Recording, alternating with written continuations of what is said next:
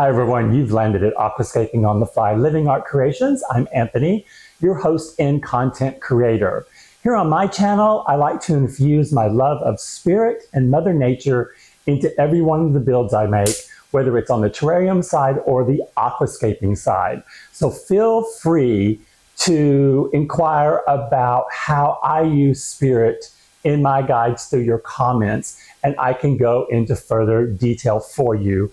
And while we're on the subject of comments, we are now at 223 subscribers. So thank you for that. That's very exciting. The channel is just 6 months old.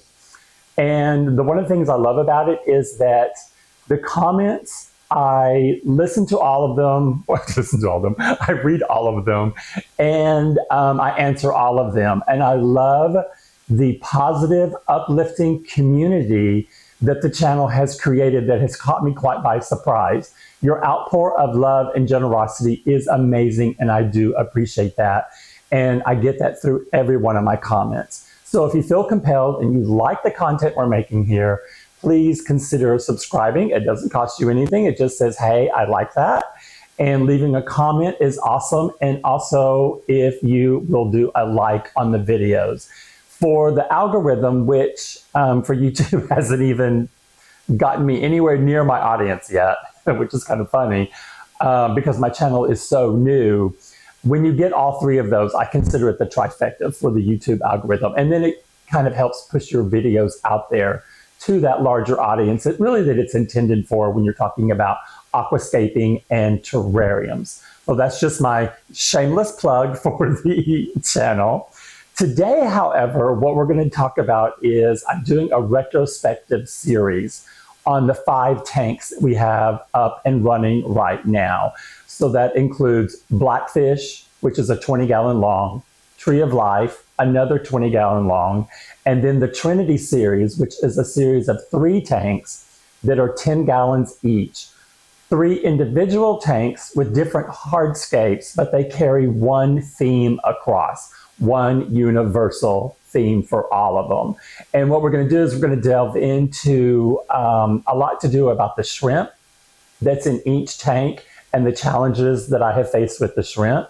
A couple of plant issues that did not work out very well. The addition of mystery shrimp and what to look out for when you're adding any type of shrimp to your tank setup. And then also we're going to talk about the houseplants that I have growing out of my tanks and what a difference I can see in my water quality because of my houseplants. And it's also going to delve into how old each setup is and the specifics, notes that I've taken that I think is going to be really important for you guys out there that are trying this on your own for the first time. Now remember, my channel is not one of those channels where there's any subscribers. I'm purchasing all of my materials on my own. I'm setting up tanks as a beginner because I have no experience in this. When I created my channel, it was out of drive and determination, and I believe it was spirit-led because I found it quite by accident. And when I found the first video, I was basically hooked immediately. And within just a few short weeks, I had created my own YouTube channel with no knowledge of how to do anything. I mean, basically that's it. And I felt driven to put out videos that show other beginners that don't have the finances to put into what a normal setup is going to cost you. So my tanks are low budget. They are no tech except for one little 3 or 5 watt pump that I use just to circulate water around because for me, I am a Cancer and Cancers love the sound of water. It's very therapeutic for us. And I like hearing the slow motion of the water in all the tanks around me because my studio is my living room. So when I'm in here, it's awesome. And that's also something I do want to touch on now in this intro. There's something that a lot of people don't really outwardly talk about is how therapeutic this hobby is. Considering the climate of the world, in North America right now, specifically in the United States, as far as what's going on politically around us. There's so much uncertainty. It's nice to have something when you come home that your sanctuary is you can unplug from. And when unplug, I mean the television and your mobile device. Because, you know, when we have our mobile devices, we're connected to them 24/7. This is a hobby where it forces you to put that down and focus on the very simple things in life. And setting up a tank in your own home or office or wherever that's most important your safety place is, it's great to have an aquarium set up and a terrarium set up. I get just as much joy out of watching my, oh my gosh, I just went blank, Desert Oasis fireplace terrarium. I'm allergic to smoke, so my fireplace here is useless. So I turned it into a terrarium and I call it Desert Oasis. The plants in there change daily, and I do mean that. They move around as much as they can, fighting for dominance on who's going to be the dominant plant and who's going to get the most sunlight that day. It is a trip to watch them. It's fascinating. So with the tanks, when you put it together yourself and you're deciding on your hardscape and your rocks and your gravel, I'm that channel where we go out into nature and we get inspired. And it's usually always a hardwood piece that I start with, that when I pick it up, I know immediately what I'm supposed to do with it, or I know immediately the name I'm going to call that tank. And that has been the rule of thumb for every single one of these builds I have started with. It has started with a walk in nature, and I have found something, I brought it home, I knew what to do with it, and it's just a matter of, okay, now where am I going to find my rocks? What kind of gravel am I going to use? So I have one tank where I got my rocks from a riverbed. I normally try to scavenge landscaping sites where I know they throw their trash away, because that's a gold mine for me. I can find rocks and dead shrubs and limbs and all kinds of stuff there. And then I just bring it home and I prep it. You know, you just have to really prep it really, really well to be able to put it into your aquarium. So therefore, I'm not spending any money on my hardscape or my rocks, and a lot of times my gravel. So my substrate and my tank. So the substrate, I do use an aqua soil substrate. My tanks, I get 50% off at PetSmart, and I wait until they have the additional 20% off coupon that's usually online. So I don't pay anywhere near what someone else is paying for their setup. So I'm not putting any extra equipment into it. And the lighting I use is very low budget, but I'm still using full spectrum grow lights. But I use the mini strips, and you'll see them on my video, but they're attached to the studio around it so that the light is coming down. I did have them attached right on the tanks, which is why I was using the, if you get your tanks from like PetSmart or Petco, and they've got the black little banding at the top and the bottom, I use that. I needed it in my setup on my studio because I have bolts that are holding the shelf up that 3 of my tanks are sitting on. If I didn't have the riser that's built into the tank, I wouldn't be able to put my tanks there because it would be a flat surface and the glass would be tilted. So I actually use the little black decorative piece that goes on there, and I use it on the ones on the top, and I attach my houseplants to it. So for me, it's very beneficial, and it doesn't bother my view. And matter of fact, I can hide my water line because the lip of that rim comes down into the tank. So if you always tap your water off, you'll always see water, and that's it. You won't necessarily see that corrosion line that you see on a lot of tanks unless you clean it really, really, really well. And I'm kind of lazy when it comes to that. I kind of like let my tanks go for a little bit. So I'm doing a natural planted tank, and I'm only using that little pump to circulate the water around, and that's it. So my builds, the most I've spent so far is just over $200. And when I say just over $200, I'm talking like $210. Most of my tanks are around $150, and that's all the plants I put in them. And I don't go cheap on my plants. I buy the plants I want.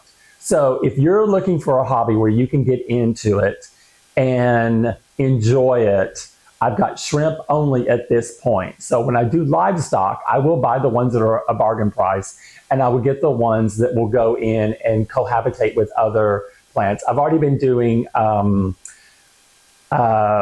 research on the levels of the tank and what fish swim in what level. So if you're looking for a tank that has the full range of fish that are swimming in it, you need to do your research about who swims at the top, who swims at the bottom, and who swims in the middle section, so that when they're all going around doing their thing, that they're going to be happy in the different levels. And always remember that fish like to swim side to side, not up and down. So the tall tank is not as beneficial for your fish as a wider tank. It gives them more swimming room. So that's just like a little FYI.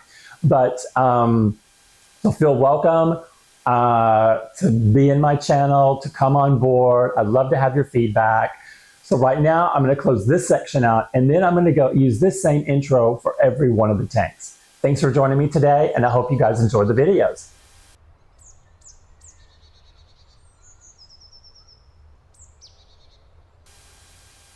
All right, so what we have here is blackfish.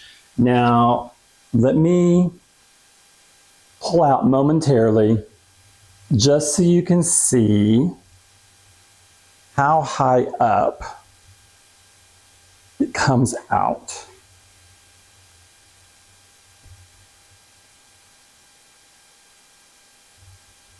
Now, this piece of hardscape started out as shark fin. I found this in nature exactly like it is.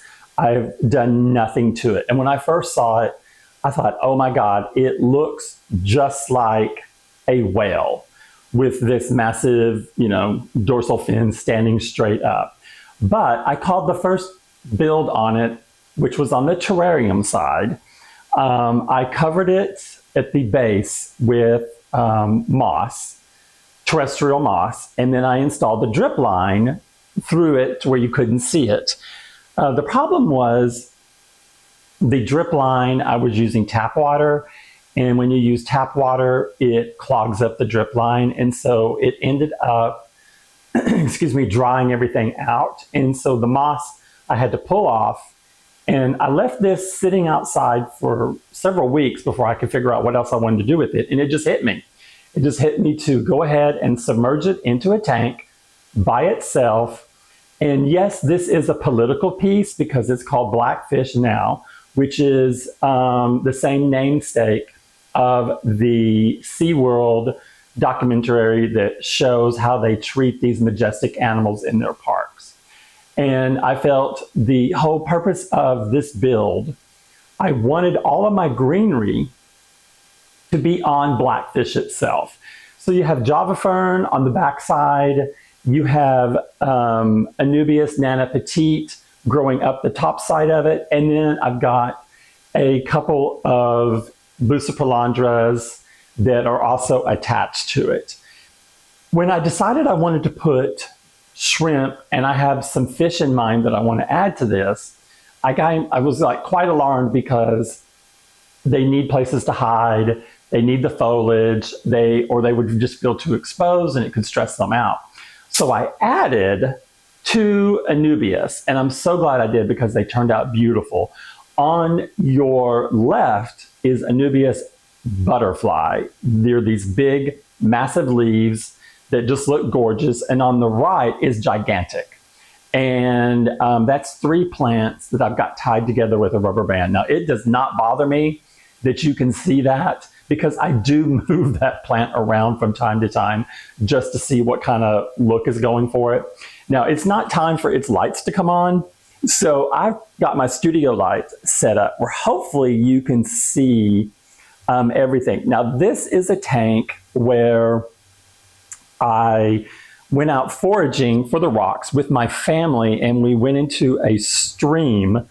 And so to get these prepared for a tank, I had to boil them twice. I had to boil them, clean them again. So clean, boil. It took me hours to get this done. But what I love is the rocks have this beautiful lightness to them, to where Blackfish really is just sitting on it like it is almost like a skeleton is what it really kind of appears to me. It's almost like you're looking at the Titanic. The Titanic that's being overgrown with life. And so the plants are all attached except the two Anubias and the boosts that are on the left and the right. And those I move around different times. But it is done really, really well. I've been very pleased with how this has worked out. And so the notes I wanted to point out for you guys on this one is this setup was done on June the 13th of this year, 25. It is now 26 days old. On 6/24 of this year, I added 20 blue velvet neocardinia shrimp. And if those of you who are not familiar with the blue velvet is a crossbreed between Blue Dream and the Cherry Red, and to get this light blue coloring. So occasionally, if you want to raise the blue velvet, you can get a rogue red spot on them just because of their heritage. I started with, it was 20 exactly, but in the order, there were also, one of the shrimp had given birth. So I had babies in the order, and I was super excited. However, when the package arrived, I was home, and the box was rather warm. I opened it up. The water was too warm. The insulation was warm. The ice pack had melted. The ice pack was warm. And I was really concerned about the death rate. But everyone was alive. And so I took extreme caution in acclimating the shrimp into the tank. Normally, some people will just do 15 minutes where they leave them in the bag and you get the temperature acclimation. I did it for a full hour just to make sure that I had no problems with them, because I knew the water was too warm and I was really quite concerned about that. And then the drip application I did 2 full hours before I introduced them into the build. Now, the day one, when I introduced them into the build, they were all alert, they were all swimming, but by the next day, I only had 3 that were alive. I know that is a huge, huge drop in the population, just 3 left. On the 26th, which was 2 days later, I had 1 left. And I knew it was because of the temperature. Now, I was issued a refund, which I was glad about that. But emotionally, it gutted me because I was so excited to put the shrimp in this. And I just had a really hard time dealing with that massive of a death rate. Well, as of today I did water parameter testing, so I can give you all my testing information. But I have found still 1 confirmed alive. And when I say confirmed, I have to check my tanks at night with a flashlight because they hide during the daytime. But I did find 5 confirmed babies because shrimp give live birth. So you can tell the difference between a shrimp and one of those little white spots that floats around that's in there for healthy reasons, some type of a microorganism. You'll see those if you put a flashlight into your tank. You'll see them in your tank and they're fine. You don't have to worry about it. I kind of freaked out, but I did the research on it and they're okay. But you can tell the difference between a shrimp because a shrimp will hop around like shrimp like to do. They'll hop around and then crawl on something. Where they like to stay, where I found 4 of them, was in this little area right here on this rock. But in the daytime, you will not find them. Now these little dots, these are baby snails. I don't know if it's mystery snails or if it's the same snails that hitchhiked in from a plant order. So I'm not sure what they're going to be, but they're crawling all over everything. I love the fact that they're doing well. And I hope that they continue to do well because I've seen where I have mystery snails in 2 of my other tanks and they do a beautiful job cleaning your hardscape and your aquarium walls. So I'm really happy that we have them in there because I know they'll be doing their job. Now, so this build, the hardscape I found in nature, how I attached it, as you can see just a little hint right through here. I use fishing line, and I put 3 suction cups attached to the bottom of the tank, and I wrap the fishing line around the build and attach it to the suction cup. So the hardscape is not attached to any of the rock. It's attached by itself first. Then I added the rock, and then I added the sand. Okay, don't do the sand last like I did because it was a big mess. I had to put the sand, I put the sand in with the water in there, and it was just a cloudy nightmare. I ended up draining all my water out, letting the sand settle, and then putting the water in very, very, very slowly so I could see what it looked like. But the sand, I love the sand and I love the rock. I think they look beautiful together, and I think it highlights the beautiful coloring in this driftwood. Another thing we need to talk about is, so we know confirmed, I had talked with the shipment company over the shrimp, so they agreed, yes, it was the hot weather. They said when a temperature gets over 92 degrees, that's when they see compromised or dead on arrivals. And so it was definitely, it was over 98 degrees when they were delivered. And it took quite a while for the delivery to get here as far as the number of days. So that's why the dry ice and everything was completely melted.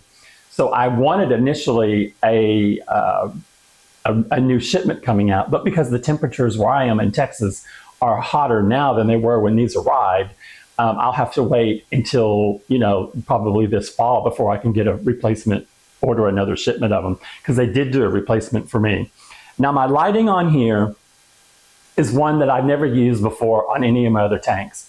It is 2 of these round lights that are on an acrylic stand that's underneath the tank itself on the back side. It's 2 lights with 1 controller. I like that about it because you don't have to have 2 separate lights. The tank is long enough to where it needs to have 2 lights for balance. I have it at 75% and on for 8 hours. The only really other thing, I did have a larger wave maker that was a regular wave maker. What I've got it now in it is a 5-watt little pump that, and you can see it's just barely moving the water around. I have it as high up as possible because I want to hear that sound. And I think as I said in the intro, I think the sound to me is just amazing. So I put it as high up as possible, but you can put this a lot lower to where you can have it, or in the middle to where it's still going to do the same thing. It's still going to circulate. You can see every once in a while, you'll see a piece of debris and it literally goes around like a racetrack. It'll go around and come back. So what's nice about that is you can put your net in there and just hold your net in one spot and everything, you'll catch everything that's floating around. So every once in a while, if you want to just do some like mini touch-ups to cleaning or whatever, I take a little paintbrush and I brush the sand off of my rocks, and then that kind of stirs up a little bit, and I brush it off of the leaves of the plants, because when this was full of shrimp, they were all over the place, and they were having fun in the sand substrate. I mean, they were loving it. They were playing with it. But it does kick it up and it does get in there. So that's another reason why I keep the water motion at the top versus down low, so that it lowers that ability. Overall, I am thrilled with the way this turned out, being that it is very, very structural, and I think it's very symmetrical because you can see the tank now from both sides. I did originally have this on a table where you could only see this side of it, and I had to move it because of the shelving system that I just built for a new series of 5 tanks that's going to be coming out called the Rainbow Series. And I had to move this, and I moved it over by the French doors, and I took the back off of it, and I loved it because I could see all the way through it, and I could see on both sides. Well, it just didn't work sitting there, so I had to end up taking everything off my bar and just centering it on the bar, which I love now because anytime I'm standing in the kitchen, I'm looking directly at the tank. And that part I just love about it. Now I'm gonna go freehand with my camera. So bear with me because I want to show you the detail of what we've got going on with blackfish. Okay, sorry for the reflection, but I've got everything turned off that I can. Now, it did have a mystery snail in it, which was doing a beautiful job, but I moved it to another tank. But on here, you can see how blackfish has a tail. It has its own tail. It's just been blocked by these rocks I put here, because guess what? These are caves. So there's a cave here. There is, sorry, the light's in the way. There's a massive cave in here. All the caves connect. So you can go underneath. These shrimp and the eventual fish will be able to go under everything. There is this constant space underneath the build itself. There's even a system here of caves. And let me go to the other side. Hang on. Okay, so here we are on the kitchen side. And you can see, oops, I was hitting the zoom without knowing. So you can see here, they've got, the shrimp have so many places. You can see the tail a lot better from this side. And there's how the Java fern is crammed into, there's a hole there. I don't have anything glued on the Java fern, it's just crammed into a hole. This whole side here had rotted away, so I can't really stick a plant in there, but you can see the rock on this side. You can see there's more snails on this side. You've got, all right, hang on, let's do this. There we go. Ah, there we go, that'll help. Okay, so you see that? You've got caves everywhere. So there's tons of hiding space. I really wanted to do that. I've even tried to sneak in some little tiny boost plants just to make sure that it kind of gives even more hiding spots for the plants themselves. So you can see this side, and that's where I've got the plants. The Nana Petite is honestly, it reaches the top. But look how much water it holds up here as well. I did have two up there higher, but I lowered them because I was afraid they would just, you know, stay dried out. But I love the color and the striations in the wood itself. I think it's absolutely gorgeous. And let's get back around to the other side. And so here you can see just what we've got going on. I see some roots are coming out much bigger than they were before. I see two of them. See these two right here? They weren't that big. But I do dose this with fertilizer every single week, liquid fertilizer. Okay, so on this side, you can see the plants growing up. Now, the one downside to this, because this wood stays wet, I have to keep my gnat zappers on 24/7 because they love to, I was trying to see if we could find, no, I don't see any babies. They usually do not come out in the daytime. It would be nice. And there's only one of the male adult blue velvet shrimps in here, so we won't see it. It only comes out at night as well. But you can see how down here at the foreground, I just love how this turned out. There's nothing that I would do different on this build except for the shrimp that came in. I wish I had done more research on the temperatures and what I could expect realistically that would happen. So again, hardscape, nature, rocks, nature, sand I already had. This build did cost me, I think it was $210 because I bought all the plants at once that are on Blackfish from Boost. And then I added the Anubias, and I think I got those from APF. because they had them. There's certain plants that certain vendors only sell.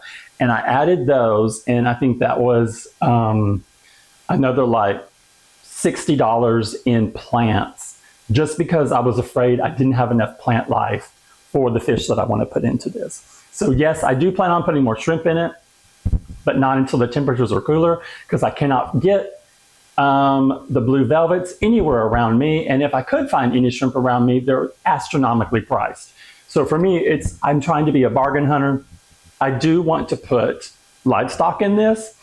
I'm just going to give it time. I want those baby shrimps to grow before I put anything in here, because I don't want to jeopardize their health. So hope you guys enjoyed.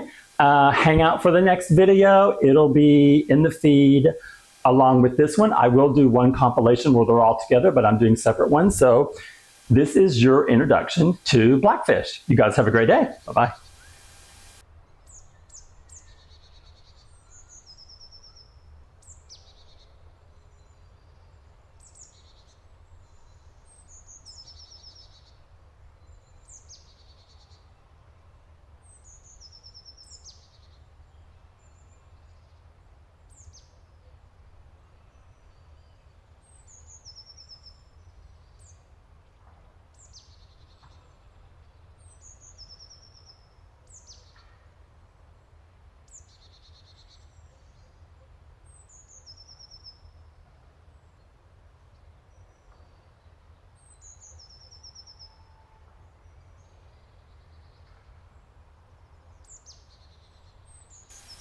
Okay, everyone, here you're looking at Bird on a Wire. Now, Bird on a Wire is a trilogy tank.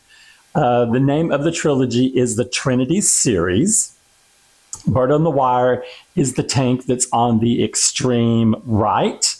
These are 3 tanks with one cohesive story, and there's an overall arc to how the hardscape in each tank talks to each other. And I'll cover that probably in the very last video that I do of the 3rd tank.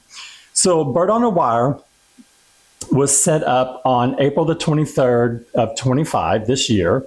It's been operating now for 77 days. It has the orange really shrimp. Originally, we had 8 introduced into the tank on June the 11th. On the next day, June the 12th, I found 1 dead. On the 15th, I found 2 dead. As of today, and for the last several days, I can only confirm that 3 are alive. So that meant that we've probably had the other dead ones, and they may have been completely eaten. I did find a very tiny end. No, that was in another tank. This one, I don't think I've found any dead, but they were extremely little. They were tiny little shrimp whenever they were delivered. And I want to zoom in just a little bit, because they are, oops, sorry, I didn't mean to go that fast. They are hard to find sometimes, but I want you to see them. You see right there, right? You see the orange and the white. There they go. Okay, too far.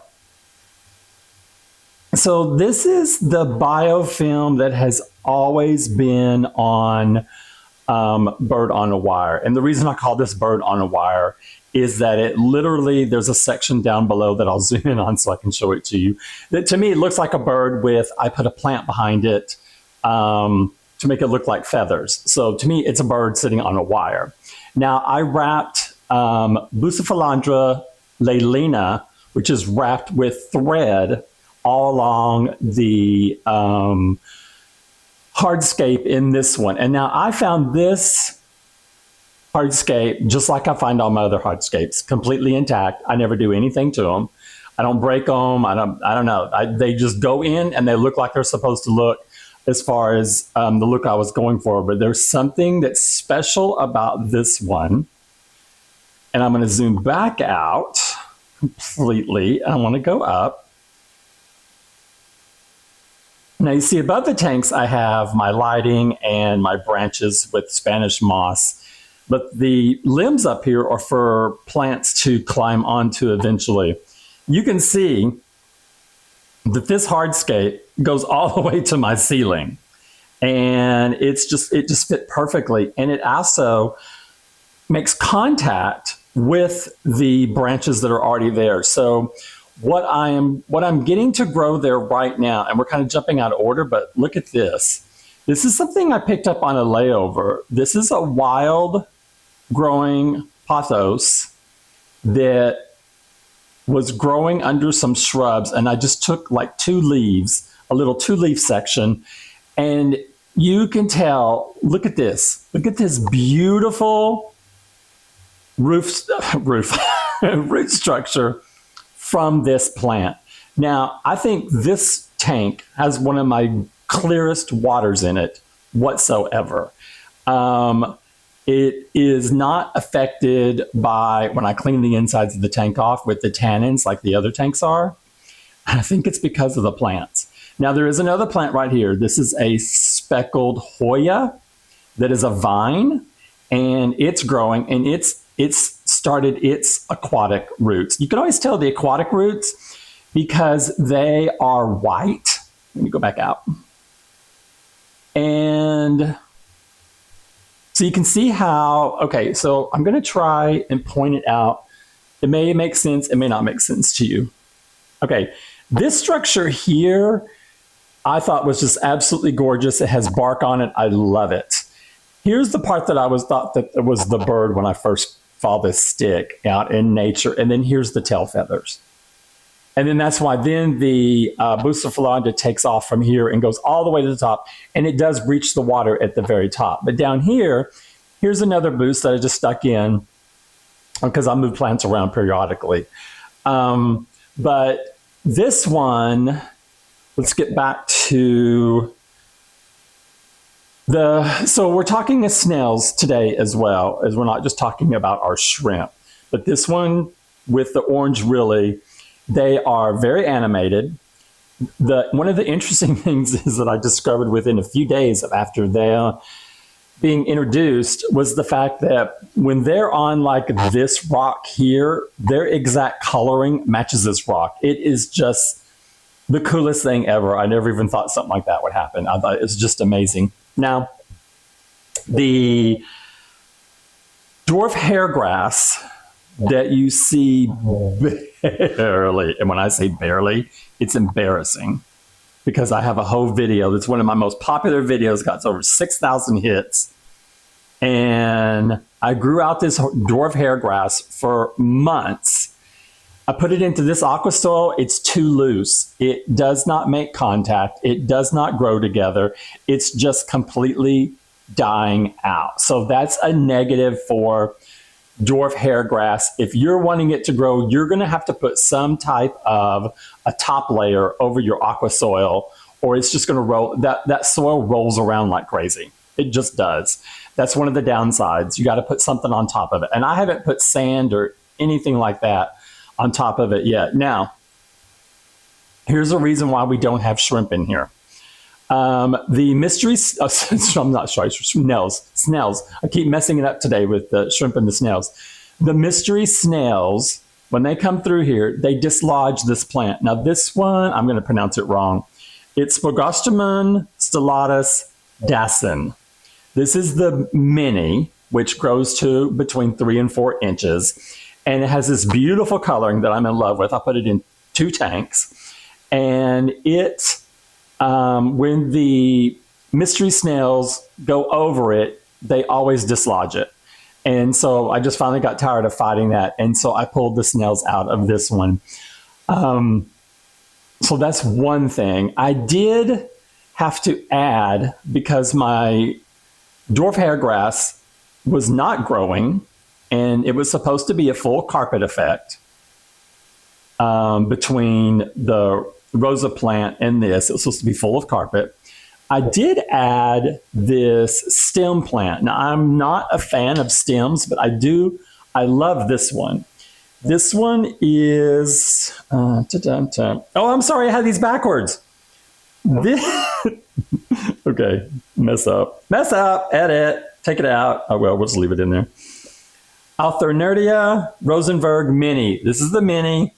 This is the Dassen right here. The Dassen is the stem plant. So those of you who know your plants, you're like, child, you're getting that all wrong. And then I can't remember. This is Anubias Golden. Leylina. I don't remember what this one is. This one has a different name. But these, like I've said, I dose my tanks weekly. This is growing really, really well. I've had a lot of problems with algae and black algae and cyanobacteria in the beginning, and it did kill out some plants, but I fortunately got that under control. I waited too long to put shrimp in my tanks. I was wanting to get things to grow out a little bit more before I added shrimp in because I was nervous about putting shrimp in, but I'm so glad now that I did it. I want you to see the lighting now because this is a little bit different than what I do than what you'll see on other channels. Okay, you see that strip right there? That is one thin micro strip that are connected with wires. So I've got 1, 2, 3, 4, 5, 6, 7, 8, 9, 10. I've got 10 of these all in this canopy above my tanks. Now, they have their own timer, an inline timer, which I love, and you can split it off into 2 lines. So I've got one line for the tanks below it, and I've got this line that goes up above. Now, I did have these on the tank themselves to where they were attached right here on the black rim, and I have self-sticking tape, and they pointed down like a 45-degree angle down. That's why I had cyanobacteria and blackbeard. The lighting was so close, and I even had it on one of the lowest settings. It was just still too bright to not have the outbreak. So I ended up and I had one on the front and one on the back. I mean, it was gloriously bright. I loved it because I could sit across the room and look at them. It was amazing. It was just too much light. So I took them off, and I just left them on the canopy above. And now it's so much easier to maintain the tanks now. It's not like the problem it was before. Now you can get this same kit on Amazon. I paid $45 for the timer and 6 of the micro strips. Now, and I've bought like 3 sets of these. I use them on the terrarium side, and I love them. I've got them in 3 different locations in my studio right here. I love the lighting, how it looks. It's balanced. It's full spectrum. It works for the plants and the tanks. And so I think it works really, really well. And it's an inexpensive option for lighting. And it's so versatile because you can add as many strips to it as you want. So that's the one thing that I love. Right now, it's on high, but it has 4 settings. I keep it at 50% and anywhere from 8 to 12 hours a day for it. And then of course, you will see, here's my little micro pump that's at the top here, and it's just a little 3-watt. So you can barely see, it's just moving a little bit of water around in the tank. I think the plants, I think, look really pretty. I mean, when you can see the roots of the ivy, the pothos, you can see them just swaying. I mean, and it's gorgeous. And the only thing I really have to do every once in a while, I have to like move all the roots out of the way and then clean it out because there's any debris from the plants get all tangled up in the roots. But the shrimp love the roots. No matter what roots are in there, the ones that are even the ones that haven't turned into aquatic roots yet, they love it. If you'll notice, I've got, I can't remember what this is. This is another vine-ish type plant right here. I forgot the name of it, but you see it's got roots that are coming out the top. It roots like every little section where you can just chop it up and keep planting it. I'm wanting it to vine up here as well. And if you'll notice, the pothos, look how it's naturally curving around the limb that's in there. I don't know how that's happening. That's just nature taking care of itself. It's not attaching itself to it. It's free flowing. And that part I love because I think It adds a lot of drama, but I'm telling you, the orange really love being inside there. The speckled Hoya, which is on this side, they love getting in those roots as well. So when I can't find them, if I shine a line up in there, I'll always see at least one or two in the leaves, the roots themselves, and then other times they're feeding on the biofilm on the stick itself. Now, yes, these rocks I foraged myself, and of course the limb I foraged myself, and this, I think this is a 10-gallon. Oh look, there's one that's decided to come out and swim. This one's one of the luckier tanks because the three that are in there now seem to get along very, very well. There's like no fighting. I've never seen them fighting or anything like that. But when I put this in there, this limb is exactly the size for this tank. It's wedged in at the top. There's like a little lip that comes off of it, like a part of the branch. I didn't break it. It just fit there. Literally, it's shoved into this end and it's held in place by the other one. So there's no moving this branch whatsoever. What else do we need to talk about? I think that is it for this one. I haven't done a water change in ages on this one just because I think it's because the roots do such a beautiful job. And here is a peek. I mean, if that is not, come on. It's like Pride Rock for fish. I think it is amazing. I love this. One of my favorite aspects is the fact that it was the first time I put Boost on something. This was the first tank. And I'm not good at gluing, so I decided to do the string around it. I'm seeing where some of them have already set out longer runners, but I don't see them attaching themselves to it. And the Nana Golden, it also has thread around it as well. And I left the part that touches the glass on the left, I left it completely, alone. Okay, you are getting a great treat by this dude just letting us sit here and film, because they don't do that. When I do like a little short, I mean, sometimes they'll sit for a second and then they just, jump on their way. But this, well, there you go. This little dude is just like showing off. So that's amazing. So for this tank also, my rock selection were some things that I foraged while, you guys know, if you read my bio, I'm a flight attendant.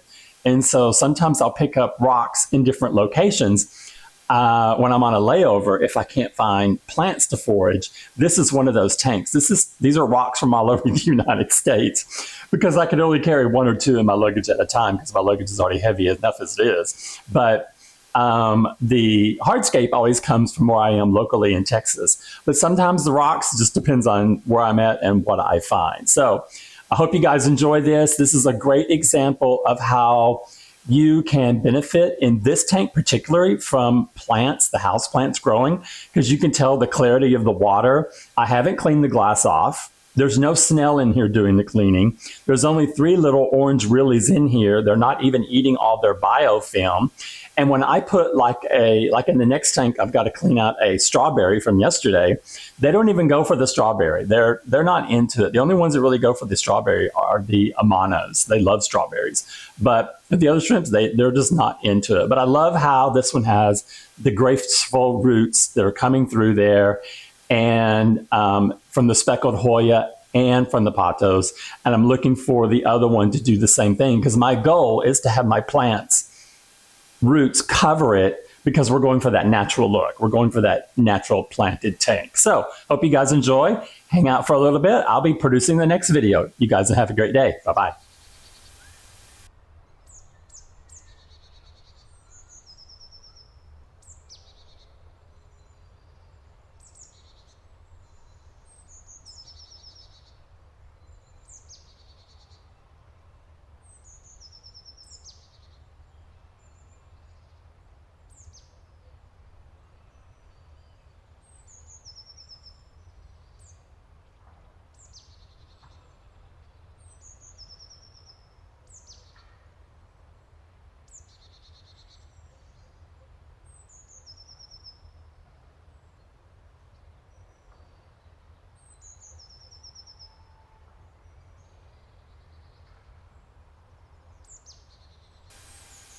Okay, ladies and gentlemen, welcome to Turtle in Motion.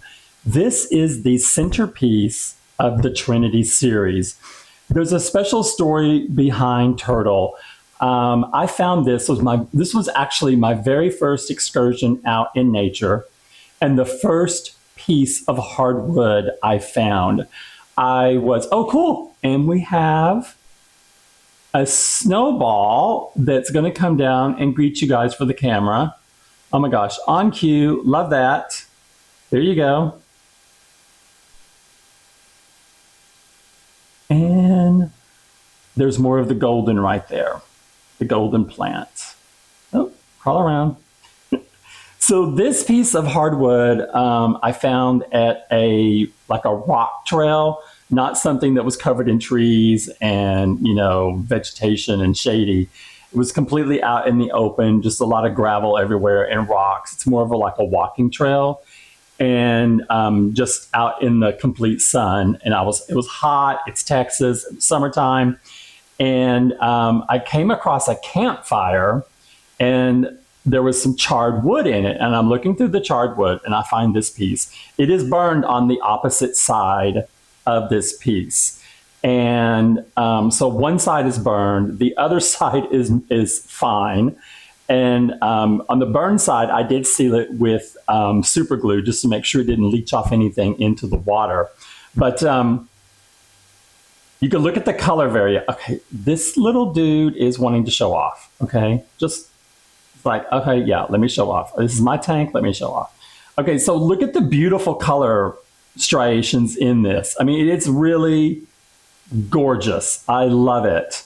And let me back up so you can see what I'm talking about when I say turtle in motion. Okay, so I have given Turtle a little decoration on it to kind of spice it up a little bit as far as aesthetically. But if you can look here, this to me is the turtle's head. These are the flippers on the back side, and it's the turtle coming in down to graze. Now, there's a whole cutout section right here. It's like a U shape, and it's where I put the golden. I did a crisscross webbing of thread and then just tucked the golden in around it, and then put some Nana white here, and then also down here, and then threw this just in recently because I had it from another tank and I moved it. This is just a boost. This is still the Dasin that's in the other tank. Now, the one thing you'll see that I've done is I mirror plants from one tank into the next in my trilogy here. So the whole point of putting the Dasin in here was to have green behind it. The tank was too black. I had white backgrounds on these, and then I switched them out to black vinyl because I thought it looked better with the coloring of the studio. But when I did, this tank here became too dark.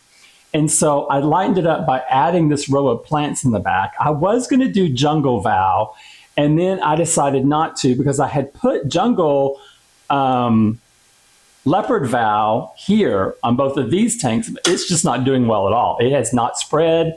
It's not really grown. I'm not sure what's wrong with it because there's considerable root tabs underneath this. I was very generous with my root tabs. These are still foraged rocks, foraged hardscape. So really the tank, this is another 10-gallon. I think these tanks cost me $12 each. And it has the same lighting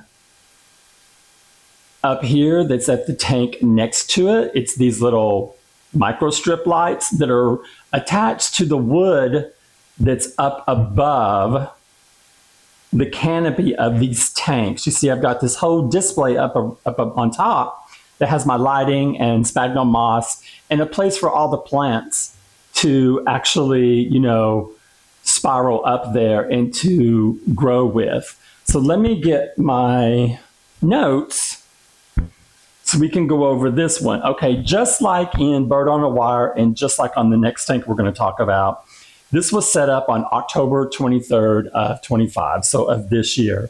This tank has been operating for 77 days. The snowball shrimp that we have, 8 were introduced on June 10th. June 11th, one was eaten. June 15th, another was eaten. And on July 7th, I found a partial tail of the last one. So now we are only down to 2. So I had 3 for more than a month, but somehow, I don't know, aggression, I'm not sure what happened.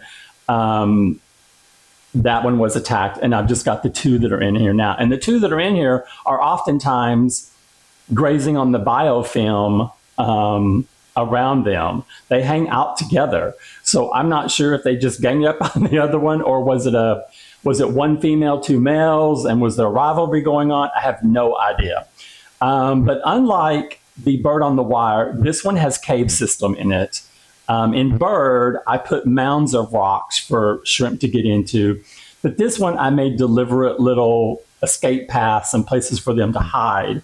Now, the 2 that we have alive, I did research on these. Just like on the snowballs, they are not known to attack their tank mates. These, as well as the were super, super tiny. These size that you see now, and let's just, right there. The size that you're seeing, this is like double what it was. Just since it's been in here, it's double. They were so, so tiny. That may be a reason why they were easier prey, because they were all so very, very little. And I check these tanks at night. I don't have any babies yet in any of these. And this one has one snail in it. It has a chestnut female. I know she's a female because I have an orange mystery snail that's a male, because he's mounted both of the females I have left. So I found out on day 1 when I got the snails, came in with the shrimp order I did, I found out exactly who was the male first, because he went to town.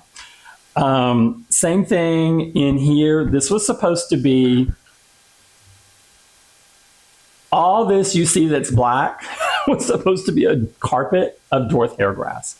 There is one little twig right here. There's a couple of other ones, but like I said, for bird on a wire, it dislodges constantly. I've seen other people comments about it, the same thing, that it's not suitable to use aqua soil with it, because this plant goes deep into the substrate with runners. And when these little balls roll around, anytime you go in there to clean it, or I turn the pump another direction, these little balls just flow all over the place. And so there's nothing holding them down. If I had something covering it, it probably would be a different story. I don't know at this point if I'm going to put anything else in there, because I'm kind of used to the way it looks as far as aesthetically, and I think it is kind of pretty. And I know that the shrimp enjoy crawling all over it and feeding off of it. So that's one thing I know that they do like. Now, like the other plants up here, I have a non-traditional plant that I've never seen anyone else try to grow out of an aquarium. This is you can see the markings there, a rattlesnake plant. Now, it already has started its aquatic root system, and you can always tell because the roots are so much lighter than the original. Now, I did have a croton in here as well that was growing roots the same, but I moved it to the tank down below. So you're still going to get to see it because I'm doing another theme. I want you guys just to take a look at this.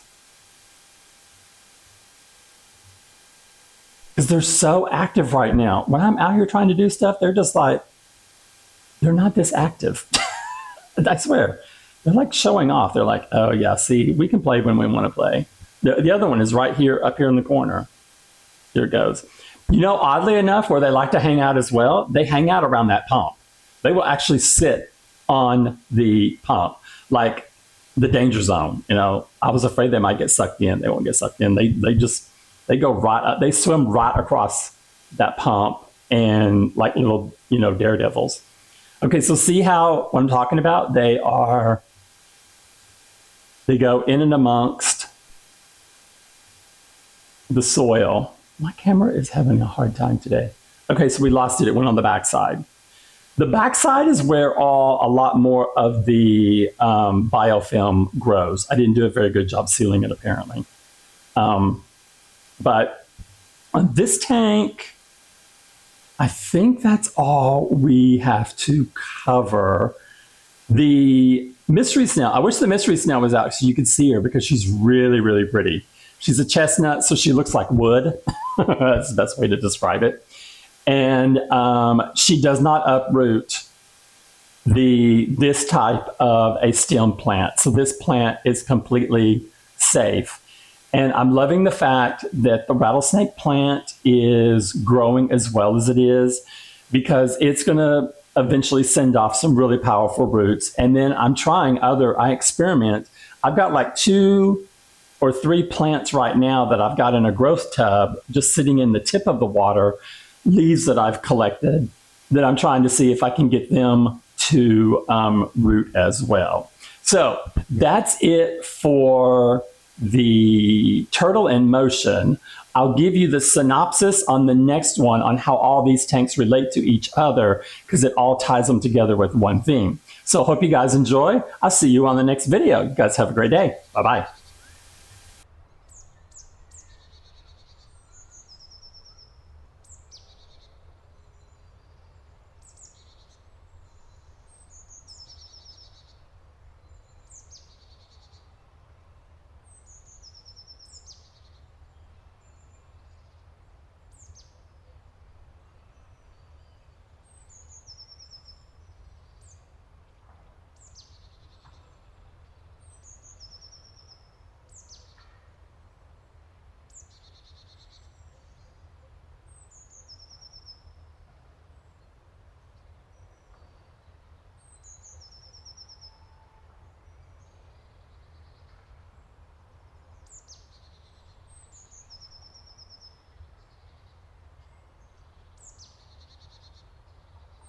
Okay, everyone, welcome to Garden of Eden.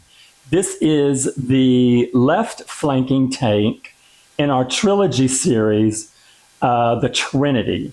And what I want to point out, the reason why I call this Garden of Eden, on one of my nature walks, I have a battery operated chainsaw, so I look kind of ferocious when I'm out on a nature walk. It's like no one ever approaches me because, I'm carrying a chainsaw. So, I mean, that's just an FYI. It's kind of fun to do that. So I had one hand available, and I found these 2 pieces right here. These are separate pieces, but they were from the same trunk. And when I picked them up, I only had one hand to hold them. And so I kind of tried to fold them together. And when I place them together, they fit so naturally, just like this. I was like, oh my gosh, that's Adam, that's Eve. And a couple of days later, this little dude, if you can't, you will, okay, so I'm gonna move the plant because I want you to see it. It's amazing the way this looks. Okay. So let's zoom in and you'll see the full effect of Garden of Eden and why it has its name. You see my little snake? You see the little snake's mouth right there? That's a snake's mouth. It did have a piece of one of the Rosa plants in it, and it grew for a little while, but then it finally died because there's nothing for it to grow to. But this has been covered in Christmas moss. And the Amano shrimp do a beautiful job in here, keeping everything really clean. And so does the orange mystery snail that's right there taking a snooze. This is the male. This is the little randy male that attacks all the women. So this stick I found on a separate trail. I kid you not. Do you see how this bend mimics, the rocks were already in here. This twig mimics the bends of the whole thing. It goes all the way around. It touches the back of the tank. It comes up here to the corner of the tank. It's held in place by tension. Now, if I want, I can have this snake's head above water by like 2 inches, and it holds itself in place at the very, very top. Now, I'm wanting to make sure that I get equal growth on it, but I'm loving how the Christmas moss is growing out on this one. And it looks, to me, impeccable. And I love the fact that it is Garden of Eden because it's got a snake. The snake had a red tongue. But other than that, I've done a little nod to red in the 2 plants I have in here. I've got a Rex begonia right there. Of course, it's got red stems. And then I have a prayer plant that has a red theme in its leaves. So I'm doing my nod to the red just because we got to have it in there. So that's one of the things I love about this tank because I love a good theme. I mean, I just love a good theme. I'm theatrical, I guess. I just love it. But this tank, like the other 2 in the Trinity series, was set up on April the 23rd. So it has also been set up now for 77 days. Originally, this had 9 Amano shrimp in it. Now, Amano shrimp are more expensive compared to the other ones you can get. And they don't breed unless you have a specific setup for them. But I can tell you from personal experience, they are voracious eaters of biofilm. This tank had the worst outbreak of all my tanks. The wood structure here, Adam and Eve, were covered in a massive thick layer. This tank also had blackbeard. It did not have cyanobacteria, but it had blackbeard. The Amano shrimp took care of all that. And when I had the 9 in here, I just thought they were always busy and I never really could count all of them. But honestly, they are territorially aggressive. I've seen it in action. And they will scavenge, though, all the way from the bottom to the very top. They are known to escape tanks. I just had one do that a couple of days ago. I found it on the floor the next day. So they do get out. And not only did it crawl out of here, but it crawled about a good 5 feet before it died. So on July 8th, wait a minute. When were they originally put in? They were introduced on June the 11th. I found one dead just recently when I moved 3 of them to the Tree of Life. And when we do that little section of that video, you'll understand why I moved them. There was only 1 remaining in the tank and 1 the male mystery snail. So I'm keeping 1 in here because they do fight over territory. This one in here by itself should be fine. They do an amazing job of keeping that stick in pristine condition, and they love chomping on the roots as well. And they love to swim against the current. I don't know, maybe it's like a game for them or something, but they really do have a lot of fun. What is different about this tank is it did have some of the Rosa plant that's in the bird of the wire, and it all completely just did not do well in here whatsoever. So it was taken out. It has also the leopard, the Val leopard, which is right here in the back. It's kind of stalled out. It's been in here the whole time. It's never grown up. I don't know what's wrong because, like I said on the other tank on Turtle, it's got a massive root tab structure underneath all these aqua soil. So that was the common element between Eden and Turtle, was the Vallisneria was on both sides, the leopard, because each tank is going to speak to the other one. These rocks were foraged while I was on layovers, so they did not come from Texas. But the hardscape did come from Texas. The only other plant that's in here is a monstera, and it's growing 1 root out, and I'll show you. It's got this 1 super long root, but that's all it's done so far. It's not put on any new leaves yet. It's just kind of like holding its own. The prayer plant, which I didn't know if it was going to make it, it's just started branching some of its limbs off. And the Rex begonia, it's holding its own. Come on. It's holding its own, but you can see it has no aquatic leaves yet. It's been in there the shortest amount of time compared to the other ones. And they love to climb this thing. Let's see. Okay, so otherwise, plants that we're talking about, I'm going to make sure I cover everything I need to. So if you're considering the mono, just remember they can't escape and they are territorial. They become aggressive over their territory, but I read nowhere where they will eat other shrimp that are smaller than they are. Oh, and you can see right now. Well, he was on the stick and he moved. Okay, so let's talk about overall theme on all three of these. So I did this is Pinto all through here. This is Golden. This is one of the Leylinas, and I can't forget what this one is from another tank. So I'm trying to mirror plants from one into the next. And my hardscape follows an arcing theme. So I'm going to have to back you up so I can show this on camera. All right, so I can do these two first so you can see that. All right.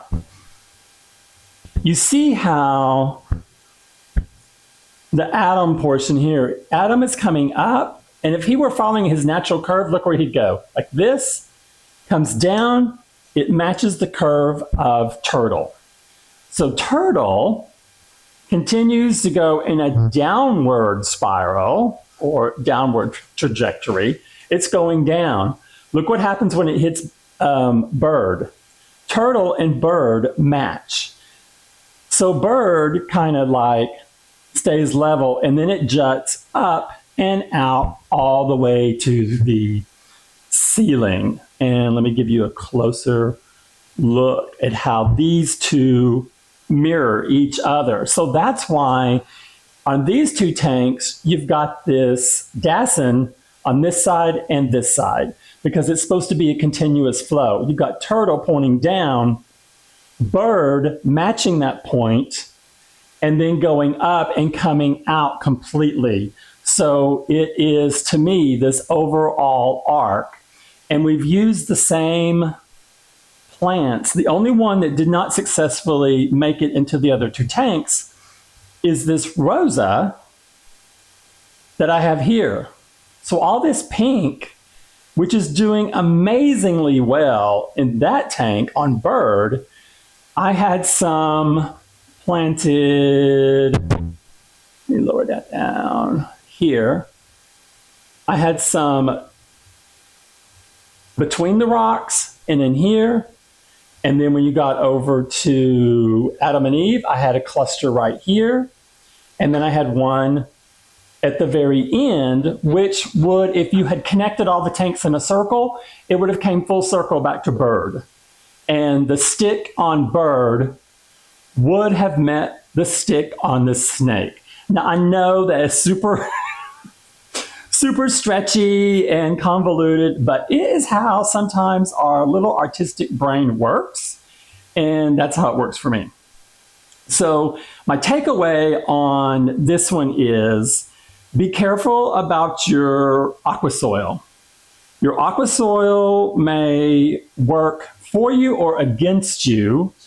And with that being said, let me turn on these lights here. So hopefully I can give you, here, move this over if I can.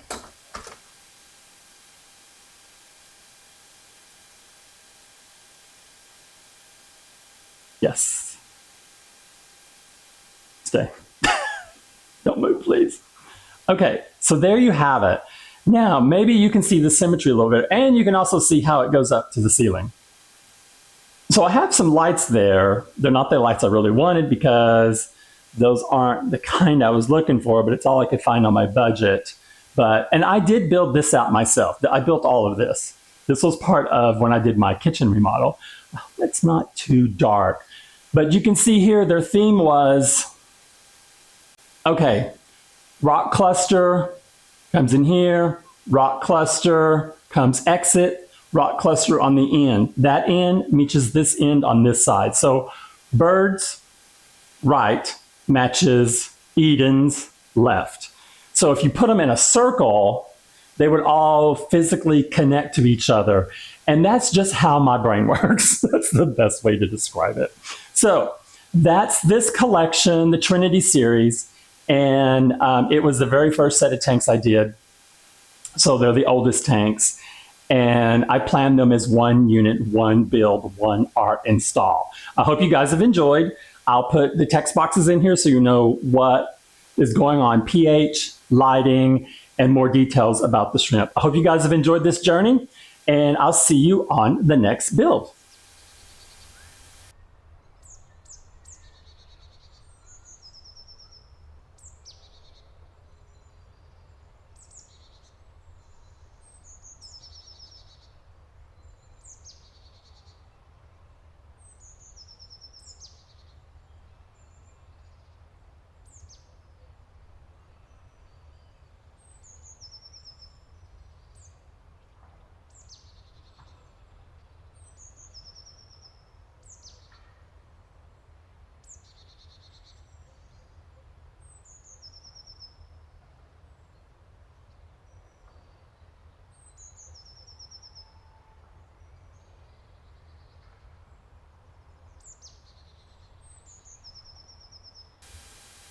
Okay, are you guys ready? Welcome to the Tree of Life.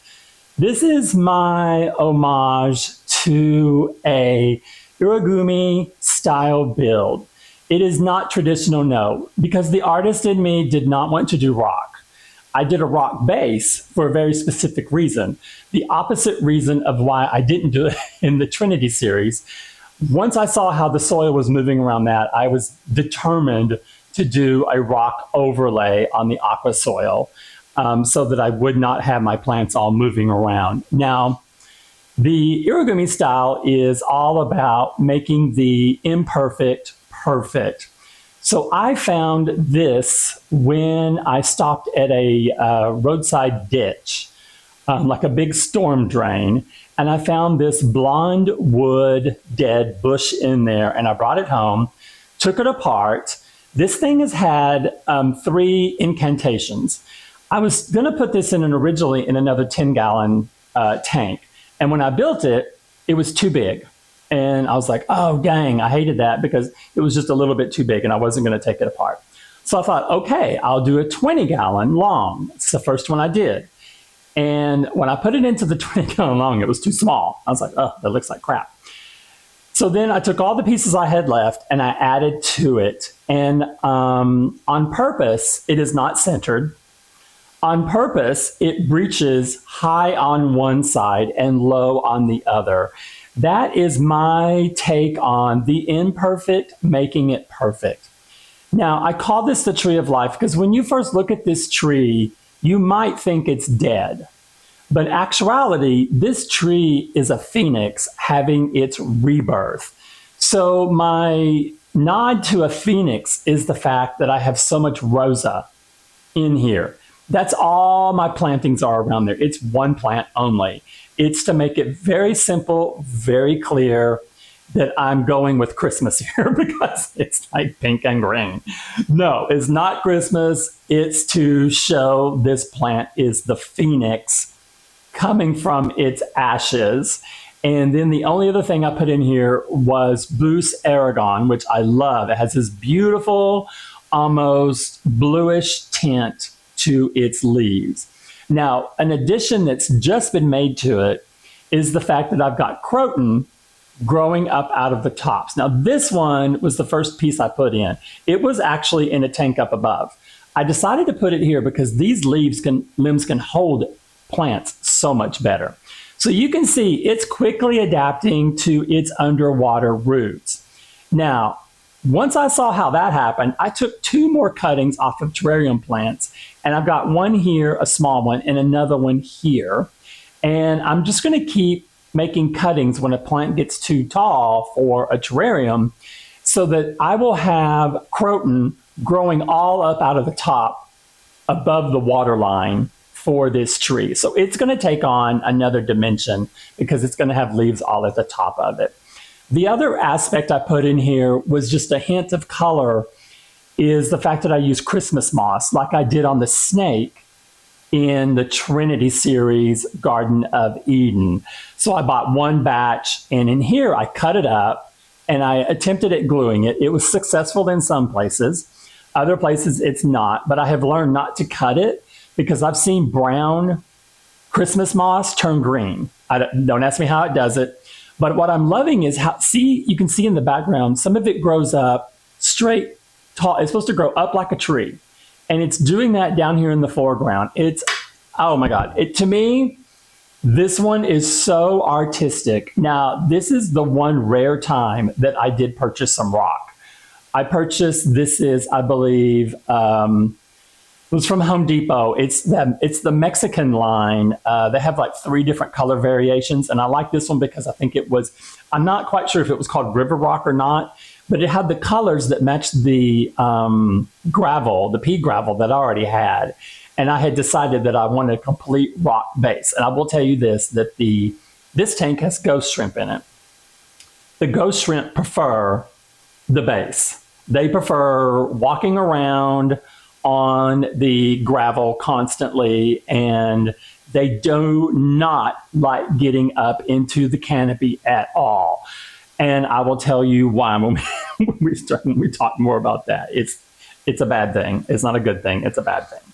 Let me see. Where is my note for tree? Here we go. Okay, so Tree of Life was set up on May the 10th of this year. So it's been on here for 60 days. This tank also has the same lighting. It's just you can't see it.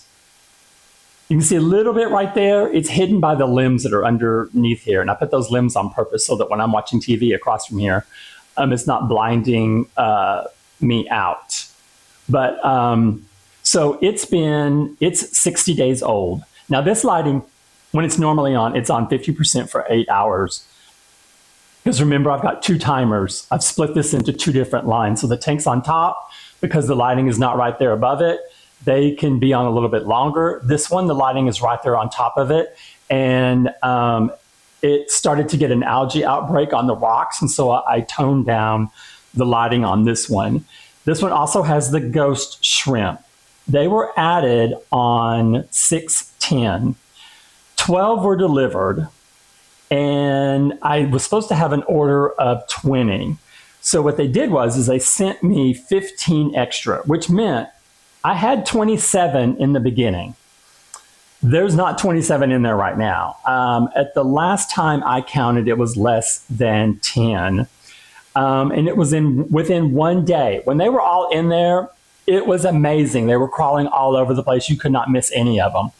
Within one day, they started hiding. And I thought, okay, what's up with that? Now, in this one, the caves are a lot more discreet. You can't see them as much. These bigger rocks, these river rocks, hide the opening. So you have to crawl in the crevices to get to all these. But this cave here goes all the way to the back. So these are all under these limbs is a cave system. So there's places they can get in there. And I did that specifically because I wanted, if we had any babies, they would have a place to go to. I did not know this when I bought them. Ghost shrimp are known to eat the other shrimp. And that's what's happened. I found one attacking the backside of another ghost shrimp. The shrimp was not dead. It was attacking it. And so I did look it up. They are known for being cannibals. So what I did, because we lost so many shrimp right off the bat, I moved my 3 Amanos in here because the Amanos, they have no fear. They climb to the top and they will eat the biofilm that's up there. Now, they've only been in there a day. So I haven't seen any results yet. But when I first put them in there, the Amanos are the ones that are swimming around right now. The ghost shrimp, they're more skittish now because they've been eaten down to nothing. And there's two big ghost shrimp in there that hang out in the back. And I'm sure they're the ones that are doing the ambush, because the only ones that are left are really small ones. And there were several large ones, and I've had no birth out of any of these. Out of 27, you would have thought I had some that were, going to give birth, but I think they were just eaten way too fast. So in the ghost shrimp, just for you guys to know, they do like to stay on the bottom, so they don't go up to the top. This is probably why they are inexpensive as far as the shrimp go in the hobby, is because they will eat their own, and they don't climb structures normally. They like to stay on the bottom. Now, this tank, like bird on a wire, I cannot put a mystery snail in. I did have one in here in the beginning, and it was dislodging every one of my plants as it would go along in there. Now, in my error, well, I planned it. It wasn't a mistake. I planned it this way.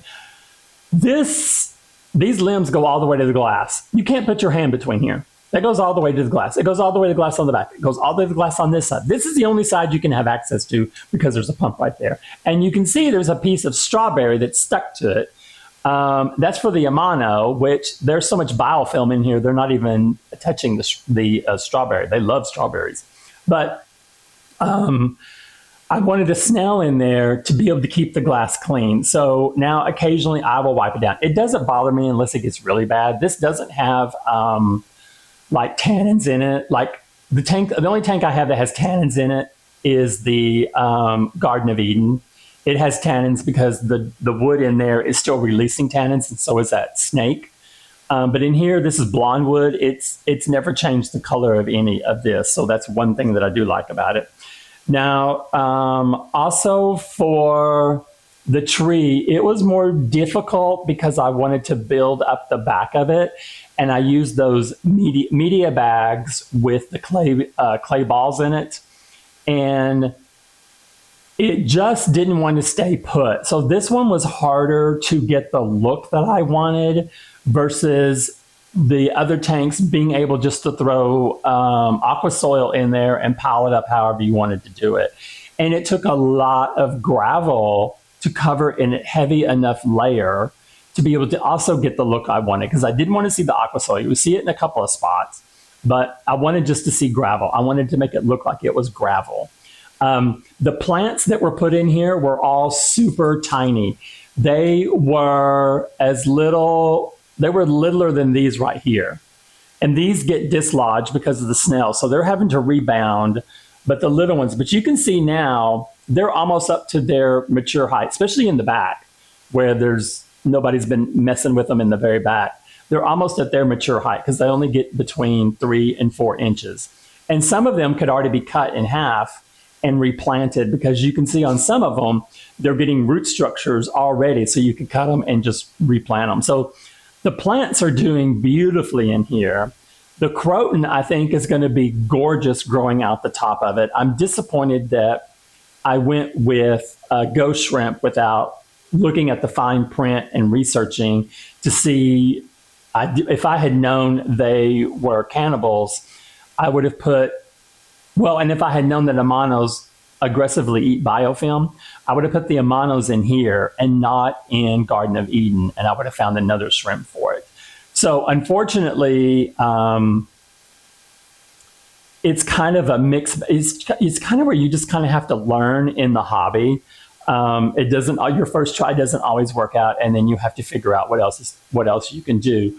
But in this one, I am absolutely loving how the Boost Aragon, it's just been sprinkled through the tank to give you the illusion that the tree is starting to come back to life.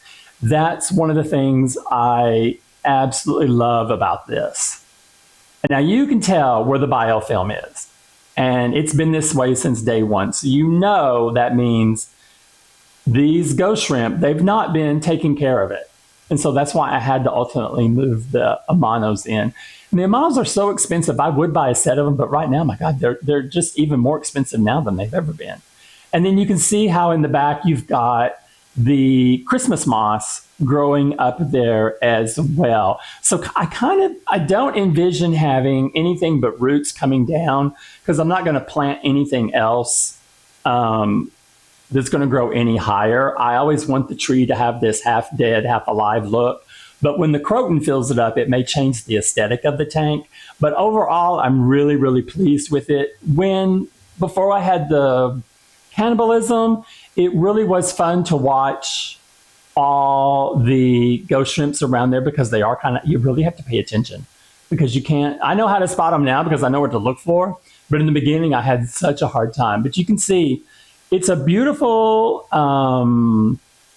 scape with just rock and bare wood and not that many plants. So this one was not expensive to build, because the Rosa, I got these, I think I did a 2-for-1 special, and I think I got 3 sets. So that means I got 6. Yeah, I think I got 6 little sections of it, and I get the smallest. And then I just broke it all up. I broke them off into 3 bowls to divide up who I was going to plant where. And if you guys are interested and you want to see, I have videos from Boost and APF on unboxing my orders on camera, so you can see exactly what your order might look like. So that's my update for this tank. I hope you guys have enjoyed this series. I've enjoyed doing it. It's fun to look back and see the ups and downs. And of course, I'll put the text messages in so you can get the full laydown on more details about the tank itself, the water parameters, and exactly what happened to all the shrimp at the same time. So thanks for joining me. You guys have a great day, and I'll talk to you later. Bye-bye. See you on the next video.